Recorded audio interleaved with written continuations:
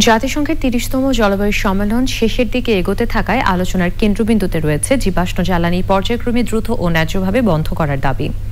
বিশ্বজুড়ে হাজারো তরুণ এবং ৫০টিরও বেশি দেশের মন্ত্রীরা একটি স্পষ্ট রোডম্যাপ গ্রহণের জন্য ব্রাজিলিয়ান প্রেসিডেন্সির উপর জোরালো চাপ সৃষ্টি করেছেন।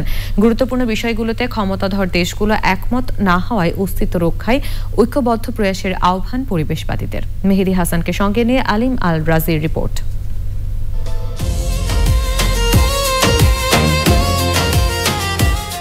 ১০০-এর বেশি দেশ আর ৩০,০০০-এর অধিক তরুণ তরুণীর ঐক্যমতে গ্লোবাল ইউথ স্টেটমেন্ট পেশ।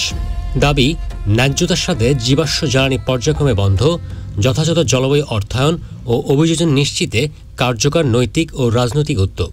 সমাধানের আড়ালে উপনিবেশবাদী আচরণ হচ্ছে উল্লেখ করে তারা সিদ্ধান্ত গ্রহণের টেবিলে তরুণদের অংশগ্রহণ নিশ্চিতের তাগিদ দেন।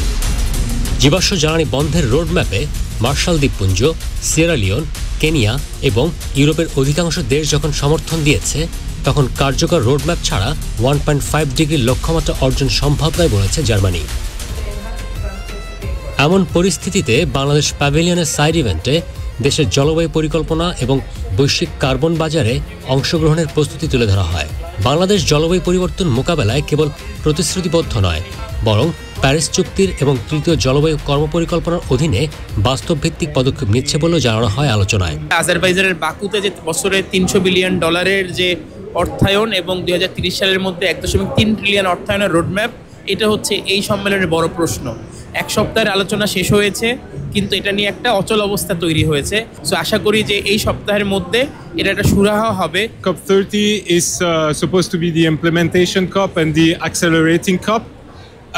And that's our expectations. Actually, we do need new commitments, additional commitments, more finance, but everything's here. No, we have to accelerate. পরিস্থিতি উন্নয়নে দ্রুত জীবাশ্ম জ্বালানি বন্ধের পাশাপাশি ধনী ও দূষণকারী দেশগুলোকে প্রতিশ্রুত অর্থায়ন নিশ্চিতের উপর জোর দেন পরিবেশবিদরা।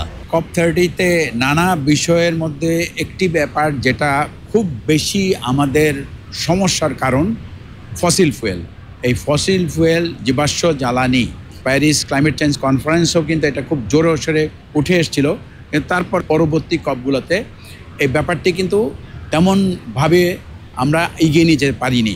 এবার 60টি দেশ এ নিয়ে সোচ্চার হয়েছে যে রোড ম্যাপ করার জন্য, তাতে এই রোড ম্যাপের মাধ্যমে এই ফসিল ফুয়েলের ব্যাপারটির একটা সমাধান হয়, এবং এতে ব্রিটেন এবং জার্মানি বেশ অগ্রণী ভূমিকা রেখেছে।